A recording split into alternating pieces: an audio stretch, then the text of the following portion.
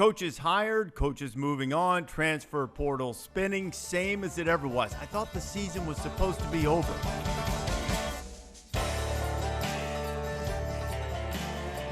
This is the College Game Day podcast for Wednesday, January 17th. Rece Davis and Pete Thamel here, and even just in the moments before we began recording, Pete, you have transfer portal people blowing up your morning. You can't get a morning of peace, Pete. Yeah, the Peloton was aspirational this morning, and then it caught wind of Caleb Downs entering the portal. I think he was the best freshman in the sport last year, Rece. He's maybe had the best freshman season of any Alabama defender in history. He led the team in tackles, only freshman to ever do that at Alabama. If you really go deep with the scouts, they'll tell you that he's about as sure a thing as you can be to be a top 10 pick. The safety position isn't one that typically goes top 3, 4, but boy, just a special player. Son of Gary Downs, the former NFL running back, Broncos, Giants, Falcons, I believe. Brother of Josh Downs, the very good, productive North Carolina receiver. Nephew of Dre Bly, former Tar Heel assistant coach, former Tar Heel great and NFL great. Yeah, Caleb Downs has all the performance you could ever ask for. Nick Saban, and you could parse Sabanisms maybe better than anyone, Rece, from all your years around him. But he was as effusive about Caleb Downs as I can ever remember him being as a freshman. So the obvious projected landing spots would be Georgia, where he was close to going in high school, and his position coach is now there, T-Rob, and Ohio State was also well in the mix for him in out of high school. But another, you look, there were portal losses. I do feel like Isaiah Bond was a big loss. But Caleb Downs for the next 2 years is a huge loss. Some of that is going to happen, and Alabama fans are going to be frustrated by it, but you won a lot of the recruiting battles simply because, particularly I think for defensive backs, because they had a chance to go and play for not only the greatest coach in the history of college football, but also a well-known guru of secondary play. So, that was a real draw for a lot. And around the program, the name Minka Fitzpatrick was invoked as a freshman, and that is rarefied air in Tuscaloosa. And Caleb Downs was certainly one of those. So there's no question that's a big portal loss for them. But there will probably be more, and that's the way it goes when you change coaches. You're going to have some roster turnover, particularly now that roster turnover is much easier to accomplish, whether it be leaving or bringing guys in. So this is part of the growing pains. It's going to be bumpy. I think it was an excellent hire by Greg Byrne. I think it is as good of a hire as you possibly could make. And following Nick Saban. That doesn't guarantee success. My point is, if you're going to have to replace Nick Saban, or you don't replace him, if you're going to have to hire the coach who gets the job after Nick Saban, what better place to start than a guy who's now 104-13, 3 championships at a lower level, and just took his team to the national championship game. And as a guy who is coveted in the sport, there were other schools that if openings popped up, he certainly would have been right at the top of the list. And if he is successful at Alabama, the NFL will certainly come calling at some point as well. Couldn't have done much better in terms of hiring someone to follow Saban. But there will be bumps in the road, and the first set of potholes will be the roster. And, that's just the way it goes right now. It's just the way it is. So it shouldn't be terribly surprising. Yeah, and one of the things that was fortuitous for Kalen DeBoer, and a credit to him, the offense he brought in the recruitment of Michael Penix, was that core at Washington ultimately stayed, especially if you look in the receiver room. All guys will be top 100 picks this year. Odunze, Jalen Polk, Jalen McMillan. They could have obviously gone anywhere, right? Those guys are going to play anywhere. But they saw the vision, they stuck around, and it paid off, and that's not the case there. But we're bearing the lead, as we often do here, being talkative and undisciplined as we are, because there's so much news happening. Yeah, since our Emergency Saban podcast, you have since sat down with Nick Saban. You are the only person, I believe, to have interviewed him at significant length. And I would just be curious your impressions. There's obviously, you do a sit down like that. There's a lot of human interaction that goes beyond the camera. And I'm just curious, your impression of him, his state of mind, where he was, what stuck out to you? That's obviously a interview that will be one of the biggest in your career that you'll ever do, considering the timing of it and the stakes. Just kind of curious your impressions. I've searched for the right word to describe that, and I think I've landed on convinced, meaning that I think he was convinced that it was the right thing for him, and possibly for the program. I'm not so sure I agree with that part of it, because he, it talked about things like, if I had a better coverage, better conveyed assignments better on the 4th and 2 against Michigan, maybe Alabama wins that game. If we'd had a better play call on the play in overtime at the goal line, those types of things that coaches typically beat themselves up over. I mean, you're coming off arguably the best job of coaching in terms of bringing a team along, getting them to the point that they won the SEC championship and into the playoffs. So I would probably differ with Nick over that assessment.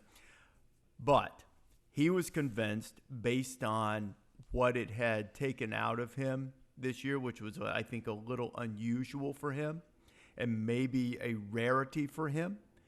He was convinced that it was the right thing to do. I think a lot of times you go in and you talk with a coach who has either been relieved of his duties or has decided to retire, and there is a sense of relief or a sense of, of regret, one of the two. I didn't get either of those feelings from Nick. I got basically convinced that he was doing what he always said he was going to do. If he felt like he couldn't do it the way he always did, that he was going to step away. And, in one of the early things, and I guess it's okay for me to share this now, there were rumors flying, as they do when you get a surprise announcement like that there was a problem, some type of health problem for Nick or someone in his family, Miss Terry, whoever it might be, and flying around Alabama circles. And when I went in to talk with him before, I wanted to make sure he had the opportunity to clear that up, because one of the reasons I think he preferred to sit down as opposed to the traditional news conference is he wanted to make sure that he explained his thinking, how he looked at it in a way that was more comfortable to him. In terms of, instead of, I don't know, he just preferred to do it this way. But at first, when I brought up the health thing, he said, well, I'm 72 years old, things, you get to this stage, you don't have the energy. He goes, that's health. And I said, sure, it is. I said, but there are people who are concerned that there's something, like right now, and, that there's something imminent that's going on that led to this. And so he was able to, put down those rumors and those worries that people had. So there's no illness. It's just the grind and the gruel of the season. Yeah, there's no illness. Miss Terry's fine. I'm fine. But it was can you sustain the season? From just a mental grind standpoint. And when I was young, I could work till 2 a.m, get up at 6, and be there the next day and be full of energy and go for it. But when you get a little older, that gets a little tougher, and I'm sure a lot of people can relate to that. So I think there was a feeling of being convinced that it was the right thing for him to do, but there was also this sense that he wanted to make sure that his message came from him in his words, and were not only his words, but the way he wanted them presented. And I think he felt more comfortable doing that in a one-on-one situation as opposed to standing at the podium, which he could have done very well, because he, over the course of his career, watching the way he handles news conference settings now, as opposed to the first one I ever saw him handle in East Lansing when he got the Michigan State job. Oh, wow. It's a different dude, man. Yeah, he's sure. He's certainly grown in that area. But I think that's the biggest takeaway, is that I wondered, and I asked him, did you feel weird this morning? You're not going to be part of a team really for the first time since you were a little kid. And he acknowledged that would be different, but still seemed convinced that this was the right thing for him. No, I noticed you asked the health question. I watched the whole interview on YouTube. Yeah. I encourage our listeners to do it as well, because you really get more of the flow than when it's cut up for television. I noticed you asked that question pretty early on. So he has, we've seen coaches retire over the decades, and they hold a platform, Rece, right? Like they hold a powerful platform. I'm curious if you got an impression, or maybe you have a guess, over how Nick Saban may use that platform. Because I don't see him just going on a fishing boat and drinking Bud Lights. You know what I mean? Like I feel like he is too driven. I think I like that foot shaking under the chair when he talks. Like he's just wired different. How do you feel like he may channel that energy, which is still significant at 71, 72, yeah. You're right on it, Pete. I don't think he knows the answer to that. I asked him one of the questions in the interview, and I want to give some insight here from behind the scenes too, but your question brought up this. I did ask him how he felt about college football breaking away and sort of being its own entity. And he said, I'm going to research that. And then he went into some things about, the percentages of sports. He wanted to make sure that other opportunities weren't taken away from non-revenue sports. But he said, I want to research that so I'll have a better answer for that. I don't know what the role is. I don't think he does either. I do think that there's going to be an opportunity for him in broadcasting. I certainly, I would love for him to be part of our show.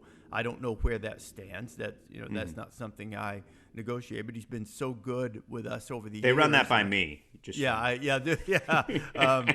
hope they run it by me. That's a joke, by the way. That's sarcasm for those not fluent. They will run nothing by me. But usually it's sort of done by then. But I think it'd be great if that's what he chooses to do, and perhaps that will be part of the platform, but I don't think that will be it exclusively. I think the powers that be would be wise to use him as a sounding board.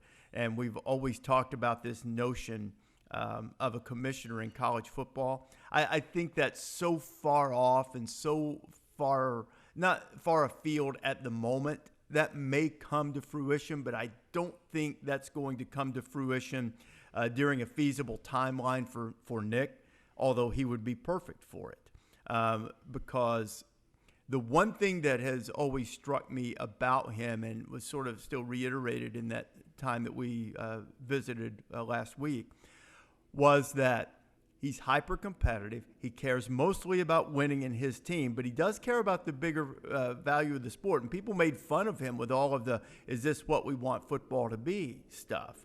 And I understand why they did, because you're only looking at it through the focus of, how is he trying to help Alabama win? But there's a lot of authenticity and legitimacy in those questions that he asks, and things that, that he thinks aren't good for the players. The unfettered free agency right now, I really believe, and it's easy to be cynical about it, but I really believe he thinks that's not best for the players. He thinks getting money is best for them, and sharing, in various revenues, that is best. But that there are aspects of the framework right now that don't help them long term. I think he would like to be part of addressing what those answers are, but I think he's also still in the process of, to use his word, researching what that would be. I think some of it will be in broadcasting. I think some of it will probably be a little more behind the scenes in an advisory capacity, and there might come a day in the next few years where he becomes front and center on things like that, and I do believe that would be a role that he would take on willingly. Yeah, I mean, he certainly has the gravitas to do it. The notion of czar comes up, and this is like a long conversation for a May podcast, but yeah. I've always a belief, like, if the AFC made twice as much money as the NFC, football wouldn't have one commissioner, right? And so until there's some sort of more level playing field and not power needed by the leagues dictated by money, it's hard to have one person in charge, because that would mean the leaders acquiescing power. So and that doesn't happen. I've said about this situation. I've said this just about in many general. things. Yeah. find a situation in life where people go, hey, I think I'd like to give up some of my power. You know what I mean, that really doesn't happen very often. Yeah. You know, that happens right after they want to give up some of their money. Right, exactly. Precisely. And the inequities in the system now, we call it a power 2, and then, it's probably a little staggered from there.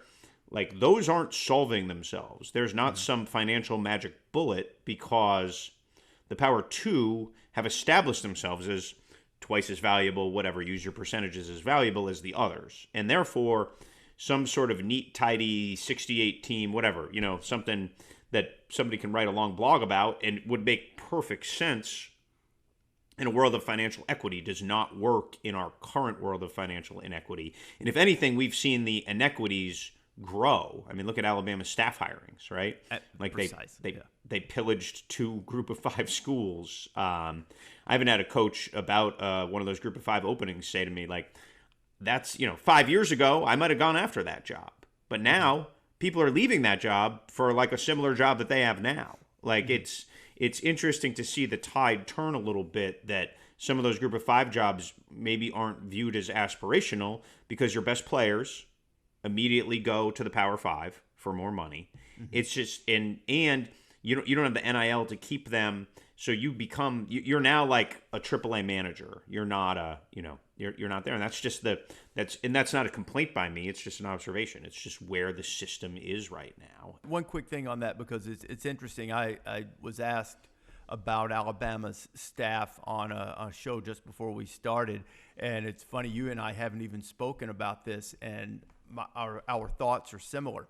It's changed the coaching trajectory thing, and Cole Kubelik was the one who asked me that, and he brought up Sean Lewis. And I remember being really surprised that Sean would leave a head coaching job to go be a coordinator at Colorado, and the same for Kane Womack, and really for Mo Lindquist, who I told the story on Cole's show that Lindquist, who I don't know well, but I know someone who has talked to him about a job a couple of years ago, and said that guy is going to be a great head coach at the upper level at some point. Can't hire him now because of the limited track record in that set, but he's a guy to keep an eye on.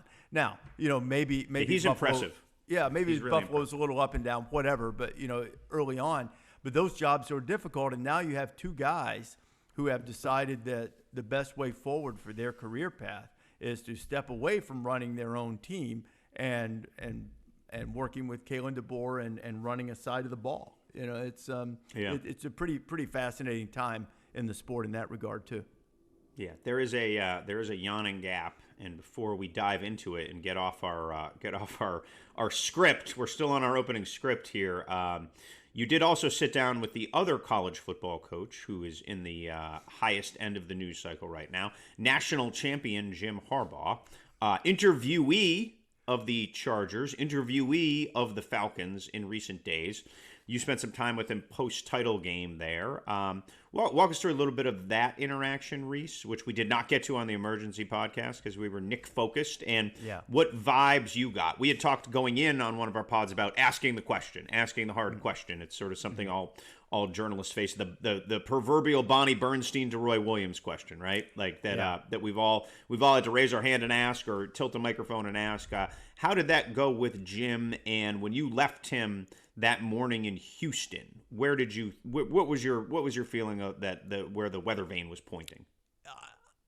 Most of this is gut instinct. I think he's leaving if he gets the right situation. But it wasn't like he walked in there going, I've done my job and now I can't wait to get back to the NFL. I mean, he was pretty much the quintessential Harbaugh in terms of the way he answered it.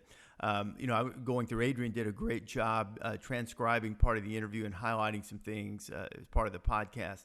But I tried to get to some creative ways to answer it, because if you ask Pete, are you going to the NFL the next morning? Well, we know, and you would have tipped me off if there was an imminent deal that had been done. And the logistics don't even work because they have to interview 4 or 5 people. Like, it's not even feasible for that to happen immediately. Right. So, if you ask that, that directly, and it may make you feel like a tough guy, but you're not getting anything. Sure. So I tried to find some ways to get to it, and he actually opened a door by talking about the criticism and what you say, you go back to work. So then I said, okay, what work do you find to do next?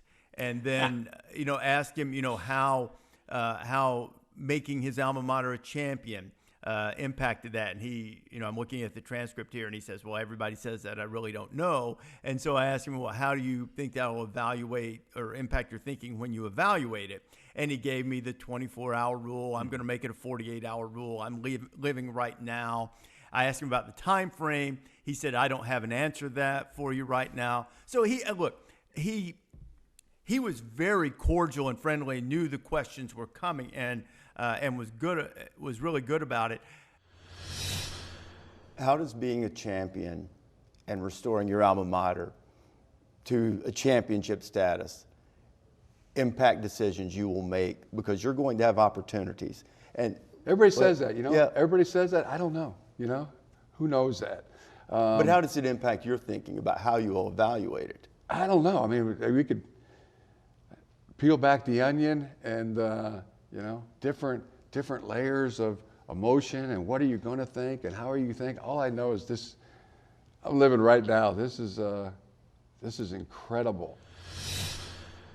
There's always a question that you left on the table that, and this was just a miss by me. I'd love to make somebody say, oh, I thought, no, the follow-up question that I missed and that I regret,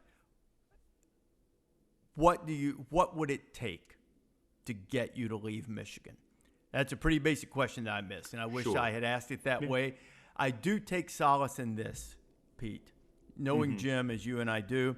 I would have gotten the same answer to that question had I asked it that I got to some of the others, which also would have been very similar to the answer I would have gotten if I'd said, Jim, what do you think about the move from horse-drawn carriages to modes of transportation by horseless carriage? So it all would have been similar, but I do wish I'd asked it. I wish I'd asked it that way, but, it was all the 48-hour rule, and right now, the one thing that did happen after the interview was over, we were standing up, and you were taking some pictures, and Blake Corum and Will Johnson were there, too.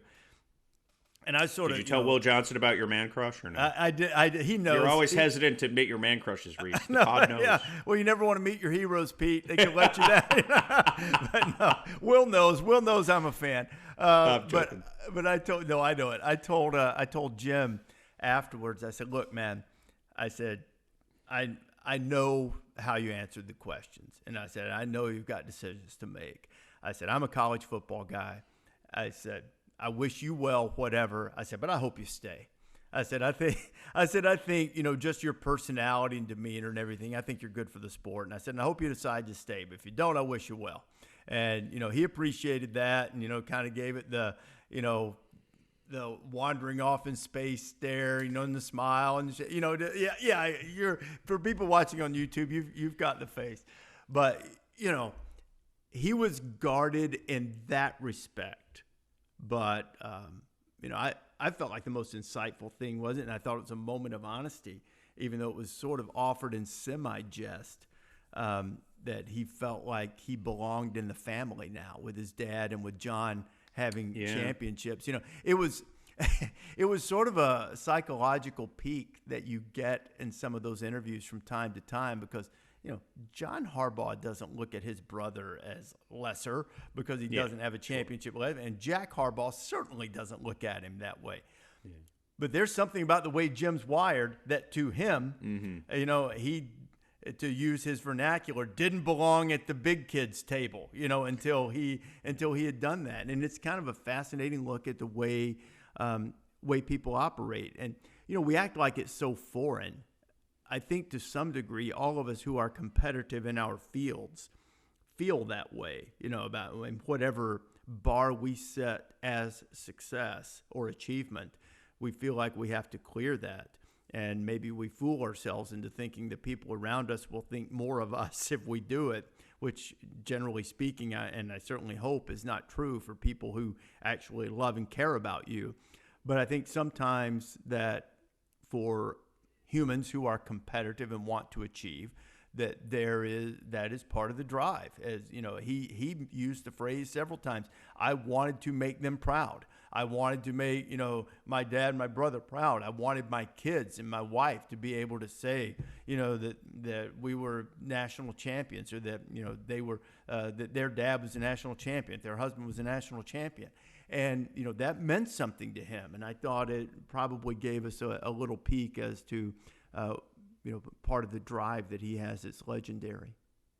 Yeah, I saw some of his brother's quotes to our colleague Adam Schefter on his podcast. John Harbaugh had an interesting observation. He said he thought his brother was the best team builder in football right now, just in his pure ability to build a team. And hard to argue with it with the team that was put forward 15-0 and the way they were built. I've always felt like Jim Harbaugh's defining trait as a coach, going back to Stanford when I really first started to cover him, was his ability to instill competitive spirit in a team/program/franchise. And that's a difficult thing to quantify. That doesn't happen in, spring practice 8 period 4, right? That's a daily lifestyle that he is able to instill.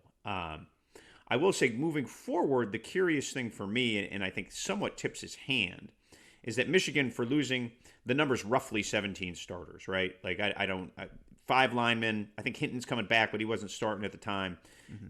Both receivers, Corum, tight ends back.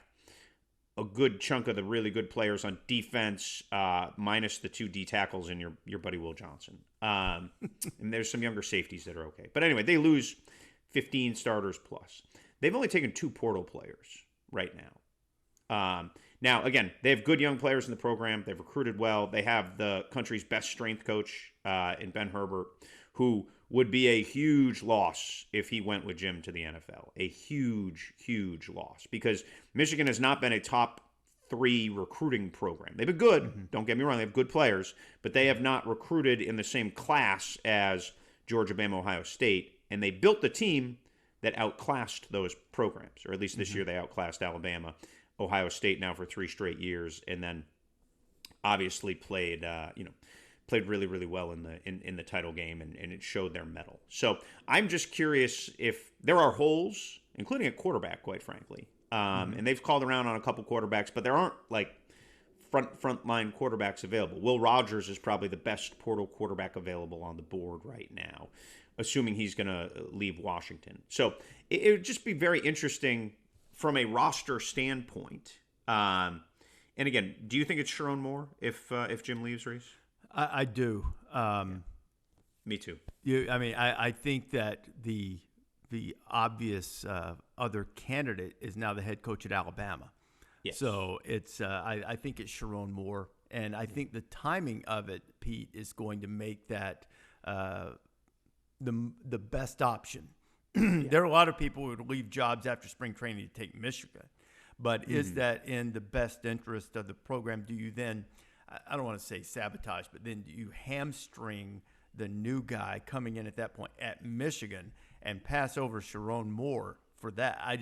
That seems like a non-starter, and at least you have some chance of continuity. There are times when continuity is good, times when it's not. If there had been the right person on the Alabama staff, then maybe continuity would have been a good option. But in that case, I think if this happened in other years, they would have gone internal. Like if Steve Sarkisian was still there. There was a time when Bill O'Brien was well thought of. You can go back to Kirk. Like there was a lot of times when that thing would have got the Ryan Day treatment, where that's passed on, and you keep the key thing about the Day hire at the time was they kept the infrastructure there. Mm-hmm. I think what people underestimate, they see the coach on the sideline, is most of these buildings now have 100 employees, Rece. Right. Nutritionists, strength coaches of a dozen, personnel departments a dozen. So you're bringing in a whole new industry. Whereas Alabama had built the best mousetrap that everybody had tried to copy. Some succeeded like Kirby, many failed. Mm-hmm. Jeremy Pruitt comes to mind, but there's plenty of others too. Everybody tried to replicate this thing, and they have the thing. And so that will be interesting when you start to parse out what Kalen DeBoer does, how much of that infrastructure stays. So anyway, I cut you off there, but I just think that's, Not at all. It actually just reminded me of something that morning. when you're in the building and you have relationships with assistant coaches there and everywhere, but in that building sometimes whenever you visited with an assistant coach, even if you knew him and you knew Nick was fine with it or whatever, there was always this sense from the assistant coach that maybe, or the analyst or whoever it might be, that he's peeking around to make sure the boss didn't see him talking to a media guy. And that was one thing that was different. There were people just dropping by to say hello, which maybe wasn't the case in previous years. So it was said to me by someone who'd been through there that those people won't know what to do walking around the building not scared to death anymore. Pete, the one thing to give some behind the scenes, the most surreal, odd thing of that entire morning was when I walked down to his office to visit with him a little bit before the interview, just, kind of talk some things out. Yeah. Not customary, but in this case, appropriate. Yeah. And I walked down there, and he's got a conference room attached to his office, and he was sitting in there. But as you went into his office, it was virtually cleaned out already. They were boxing up, just a few more things, and he's going to have an office in Bryant-Denny Stadium, so they'll move the stuff over there, I guess, or do whatever he wants to with it. But that was an odd, surreal thing. Yeah, that had to be a little bit different. Walk in and see the people, and his personal assistant who's been with him a long time, I think even dating back to LSU, in there. And there was kind of a profound sense of, even though, he ran the show. Everybody knows that, about, to allude to what you said. But there was also such a sense of appreciation, I think, and there was this realization among a lot of staffers that they had been right in the middle of something really special, and it was ending abruptly. And I'm not there. There weren't a bunch of tears. Not like that. But it was just like, is this really happening? Is it? Is he really doing this? And and then everybody was there to try to make sure that things were going the way he wanted them to go in terms of packing up or whatever it might be, things he might want or need. And one of the people on the staff said, "Well, when can we expect you?" Meaning the morning of the interview, when can we expect you in the office? Since he'd already announced, and he goes, "Well, at the same time, I'm always here." You know what I mean? So he came in the same time. But it was, that was kind of I think seeing the office being packed up and emptied out was kind of like, wow, whoa. It was a different thing for sure. So let's collide the state of Michigan with Nick Saban, because you brought up Rece Davis, former Flint television employee, and forgive me, I don't remember the station. Before you went to ESPN, your last stop was WJRT 12 in Flint, Michigan. In Flint, and that was your last stop before ESPN, correct? Correct. Mm-hmm. And I read once in an article you got the call to go to ESPN from a payphone in Columbus while covering an Ohio State game. Is that right? Well, I was actually, I guess I can say this now, this time later. It was I was going to interview for a job in Columbus, Ohio. Oh, in Columbus, Ohio. Yeah, I had sources. I'd gotten a message on my not voicemail back then, but answering machine that ESPN wanted to talk. So I was stopping along the way as I was driving to Columbus, Ohio, and trying to reach ESPN from payphones, and finally reached them from a Wendy's parking lot across the street from the station where I was interviewing in Columbus. So fitting for Columbus, home of wasn't Wendy's invented there? Yeah, I think it was. Yeah, I think so. How about that? So okay. Yeah, so anyway, you attended. I didn't know this about you. This is an interesting quirk. You attended Nick Saban's first press conference at Michigan State.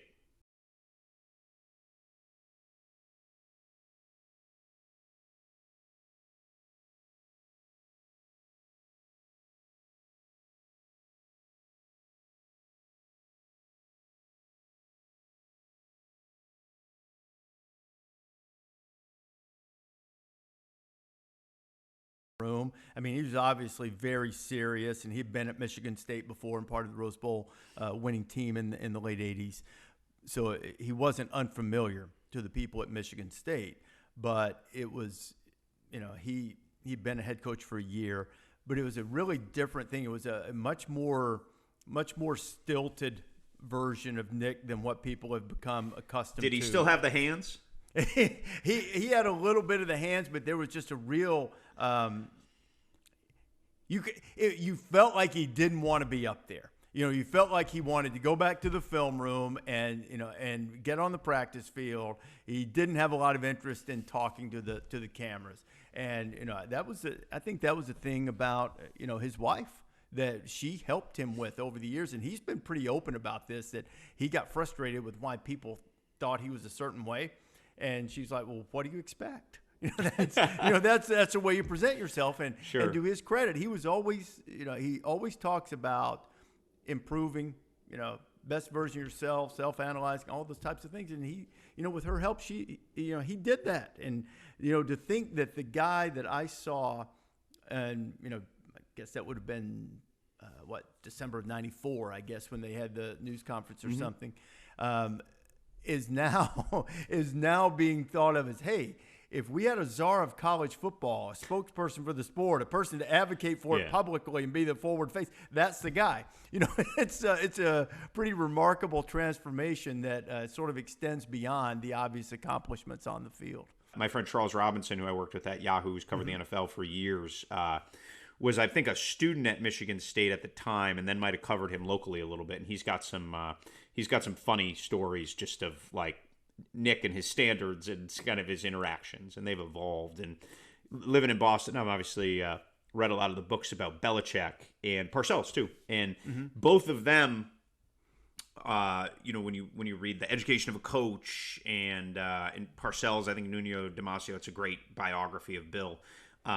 They talk about how they've evolved with the media as like just part of how they operated and who they are, and getting better at that. So again, it's not everything by far. We probably think more about how coaches interact with the media because we're biased, but I do think you can fail at it. And if you fail at it, it just adds gas to small brush fires. It's one of the things, as we circle this back in some ways to Harbaugh, I think Jim has, in some ways, a lot of it is just him, but a lot of it is he's mastered this this character to some degree that he plays when he goes in there. He's the one week he's talking about how do you get the peacock, which was a topic for the NFL playoffs too, about how to get the Peacock streaming service, and he kept calling it the Peacock, which was kind of hilarious.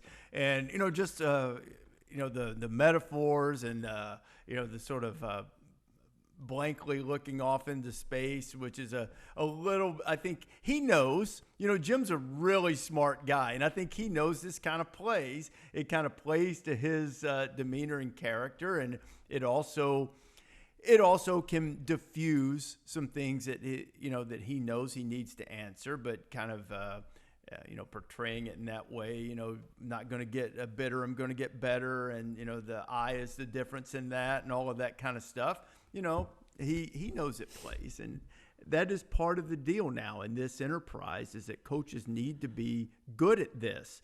It doesn't mean if they're good at it, they will be successful. It doesn't mean that media people aren't going to criticize them or critique them. It's always funny because they're right when they say that we in the media, what do you know about teaching a guard to get to the second level?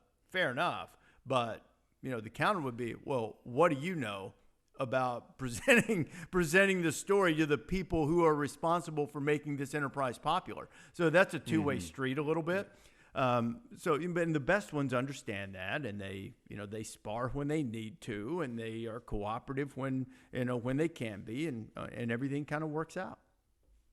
Yeah, no, it makes sense. Well, we covered our two A-list topics here: Rece's Barbara Walters sit-downs with the biggest names in the sports. Where do we go, Rece? Where do we go? We could talk about Caleb Downs for longer. We could talk about the portal. We could talk about where do you think we dive next here in our finishing kick?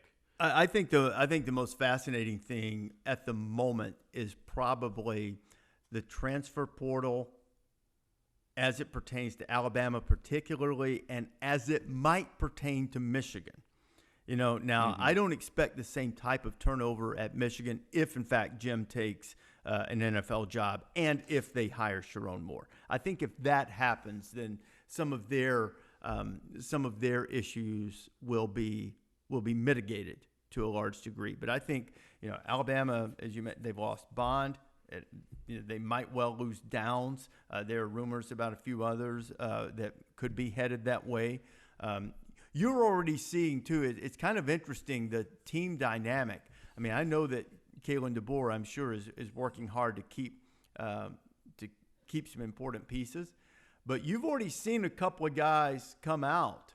Devontae Smith, not the original receiver version, but they have another player named Devontae Smith on the team who put on social media this week, hey, if you're thinking about leaving, you need to go meet with the guy. And if you meet with the guy and you still want to go, happy trails, kid. We don't need you. Paraphrasing there a little bit. Sure. You see that, and that happens within teams because the guys who are committed to staying, often are like, you know what, you don't want to be part. Get out. They're not like fans. The other players aren't like fans in that they're going to, kowtow and beg somebody to stay. Number one, they understand the reality of everybody's got to do what's best for them. And then number two, they're also forming a team dynamic among those guys that are going to stay. And, one thing I should have brought up in that regard, Pete, is I ran into Jalen Milroe after I finished talking to Nick, and we probably like a 15-minute conversation. And, Jalen, who has since committed to staying, wasn't, I wouldn't say talking about leaving, but he said, man, my head is spinning. He goes, I didn't see this coming. And, I think we underestimate sometimes the personal side of this for players when they've got a very short college career. And when those circumstances, particularly the head coach and their position coaches and the coaching staff, when everything changes around them, that can be a difficult and daunting thing for them. And it was for Jalen, as it stands right now, he has told everybody who will listen that he's staying, but not everybody's going to feel that way. And I resentment may be too strong a word, but it's sort of like, I think it's like anything else in life. If you feel like that someone who's supposed to be affiliated with you is not in, and they're not interested, and they're not fully committed to whatever the enterprise is, you kind of think, hey, man, good for you. We'll be better off without you. We'll see you. Yeah. And, because it is better to have everyone who stays, whether it's Alabama, Michigan, whoever else, better to have everyone stay pulling in the same direction and buying in to the new situation than it is to maybe have people who are wondering, should I have gone? Should I still be here? And that's not helpful at all. And I think the guys who are committed to staying at a place, whether it's Alabama or anywhere else, the players often recognize that very quickly. Yeah. Here's a macro observation from the sort of dominoes that have fallen. Obviously, Nick retires. DeBoer's hired, within 72 hours, right? Greg Brent said 72 hours, and he pretty much, I think he came in under his own deadline. He'd be a good journalist, well better under than it. me most times. Well under it. Troy Dannon at Washington hired Jedd Fish within 48 hours, pretty much, right? Like it was a little bit of a quicker timeline on that. And then Dave Hickey at Arizona hired Brent Brennan in about 48 hours. And the trend here is showing is you don't got time, man. If you wait a week, if you fiddle and diddle, that thing, your roster's falling apart. I know San Jose has made it clear that they're gonna move quickly with Brennan leaving.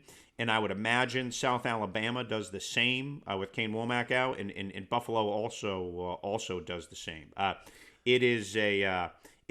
You are in an environment where indecision is going to lead to players making decisions. So we will not see some of the. I mean, how long was the Saban search, Rece? It was like 38 days or something crazy. Yeah, crazy. Now they were waiting for him to finish with the Dolphins, and it's obviously the single most patient move that paid bountiful dividends. But we will just not see that. I mean, that notion is, if any search at this point in the year lasts more than a week, it would be pretty shocking. It's just we're in a lightning round environment right now in college athletics, the way it is, the way it's designed, and we have seen searches go quick, and we will see them go quicker. What do you think, because we've talked a lot about Alabama and Michigan because they command the brands, but Washington played for the national championship. Oh, yeah. And Jedd Fish did one of the better coaching jobs and one of the better revivals that we've seen in recent years with Arizona. What do you think of Washington moving quickly and going with Jedd Fish as opposed to maybe striving for some continuity and keeping Ryan Grubb? Let me put it this way. Were you surprised by that? I think the extenuating circumstance is that the AD at Washington did not hire Kalen DeBoer. And so therefore, might have impacted his thinking in deciding to go outside. I will say this, and I think the same is true for Michigan is for Washington. They were not designed to compete next season for the national title. They were designed to compete this season for the national title. Now, look, with the portal, you can do a lot, but that wasn't a 10-win Washington team that was going to come back. So if there was, let's keep Ryan Grubb for continuity, they have Will Rogers come in, obviously, at quarterback for Mississippi State, but there wasn't this like teaming nucleus ready to go back and win a league title again. So they were going to have to restart, and then, again, like in a new league too. So it's almost like different paradigm that you're hiring to. So I guess I wasn't surprised for the sake of, if you were going to do that and you're going to keep the band together, the band was just okay. Like it wasn't like last year if DeBoer had left, it wasn't the same band. And that's not a criticism of Ryan Grubb. It's just, I think, a window into the thinking of, okay, what are we going to do? The most fascinating thing about Fish, who, again, they won 7 straight games to finish the year. They kicked the tar out of Oklahoma, number 12 at the time, in the Alamo Bowl, is if Noah Fifita, the quarterback, and Tartaria McMillan, the star receiver, go with them to Washington. Because I think that would also represent a little bit of a paradigm change too. And there's other great players too, by the way, the running back. Like Arizona has a front line of high-end players that Jedd Fish recruited. But it would be an interesting collision of Washington's presumably superior NIL to Arizona. Although Arizona had good NIL. That's how they were able to lure those players in the first place. And that is not decided as of us taping this. But it would be a pretty fascinating thing where it's like, we lost our nucleus. Let's go hire a coach and envelop his nucleus. Right, bring his guys. Yeah. As we see the power two rising from the others, it would certainly be a flex for Washington to go and do that. Now, I'm not saying it's done, but it's certainly an option. I think as soon as Jedd Fish's deal was done, the question immediately shifted to what do they do next. It's that would be a flex, and a flex on the Big 12. You're not pulling. Oh yeah. Arizona's moving into a new conference also, and it's one that aspires to be on the same level as the SEC and the Big 10, and certainly a new era in the Big 12. And I guess on the subject of patience, you can correct me if I'm wrong because you are the guru of all coaching searches, but patience paid off for Brennan because he was the runner-up when Jedd Fish got the Arizona job, was he not? Correct. Or at least the closest competitor? He was, yes. And now he's got it. So, and he has developed all-time good guy, California guy, Brent Brennan. I don't know if you've ever run across him. All-time good dude. Well, and the one thing I'll say is I don't know that when he took that job, if there were many more difficult places to win, and he did. And he won at a very high level, particularly for San Jose State. And I think he's more than earned this opportunity, and I think he'll do really well at Arizona. But again, for him, probably some bumps in the road, especially if they lose, Fifita, McMillan, and a few others. But he's a really good coach, and I think it was a really wise hire by Arizona to give them an opportunity to continue on an upward trajectory, even if there's some turbulence in the immediate takeoff. Yeah, I would think, and this is an assumption, that Brent Brennan would have a relationship with Noah Fifita. So Noah Fifita was a prolific quarterback in Southern California, but he's short.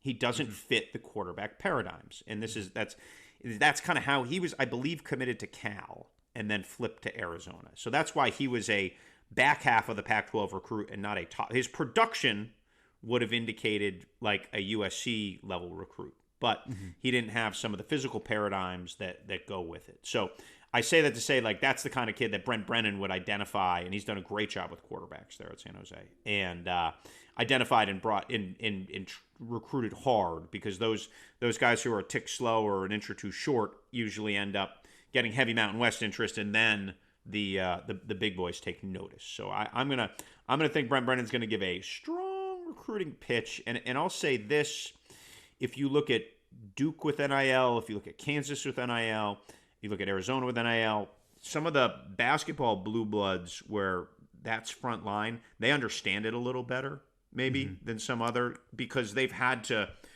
come to the table fast, and they have some things in place. Now, I'm not saying Duke and Kansas have crazy NIL, but like, there's a reason why Jalen Daniels stayed and Devin Neal stayed. There's a reason why Duke got Malik Murphy, who is obviously a coveted guy coming out of the portal. So I would think Arizona, which has strong booster support, would make they're not just going to lie down here. They've got some assets. McMillan is, McMillan is one of the top receivers for the NFL draft next year, maybe the top in the sport. So it would be interesting to see how much Arizona covets those assets. And so portal opens again in the spring, right? I mean, and it opens when you change coaches for 30 Correct. days. So the Arizona guys can go, the Washington guys can go, the Alabama guys obviously can go. And then potentially if Michigan makes a change, that could happen as well. And then for everyone, it opens again in the spring. So even if these new coaches think they've weathered the initial storm, there's another storm coming, correct? I've got my calendar right on this? Okay. Yes, so. that is correct. There are storms in the forecast. That is, it's like South Florida at night. It's always going to be rainy somewhere, and there's always going to be something happening. We are in an era of relentless transaction, Rece, as indicated by the news cycles. Okay, before we wrap this up, Pete, anything that you're keeping an eye on that is maintaining the great majority of your interest over the next few days?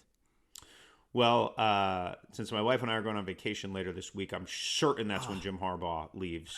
We're just going for a couple of days, but we're going away for the weekend, basically. But I'm certain that's when Jim Harbaugh will leave for the NFL. So you could almost time it to the Delta flight. When do you leave? I mean, maybe you don't want people to know that, but give me a rough estimate. Friday to Monday, basically. We're doing a long weekend. Friday to Monday. Okay, when we get off this, let's send Jim a message and say, hey, will you just go ahead and do it already? Do it for your friend Pete. It would be appreciated. Do it for Kate, really. Do it for Kate. If you won't do it for Pete, well, then do it for Kate. One way or the other. I've already told you I'd prefer you to stay, but if you're gonna go, let's go ahead and do it for Kate and make sure that we get that. The portal has not been kind for Kate Thamel. Luckily, she hasn't sent me in it yet. So thank goodness. Thank goodness. If Kate starts to consider sending you in the portal, just have her reach out to me, and we'll see if we can boost the NIL deal and keep things going. Don't tempt her. Should we let listeners know about our off-season schedule? What is our off-season schedule? Is it once a week that we're doing? Well, I would just maybe say we're going to keep rolling in the off-season. Yeah. We don't have it hard and fast. We're going to follow the news if big news happens, but we're going to stick football heavy, draft, etc. Right. Yeah. And Pete and I both covering the draft, as you know, and we'll dabble in basketball as it comes up. I'm more than dabbling as college basketball season has started, but for the purposes of this podcast, this will continue to be primarily college football. In the off season, one thing we did last year that I would hope to expand on this year is to have more guests.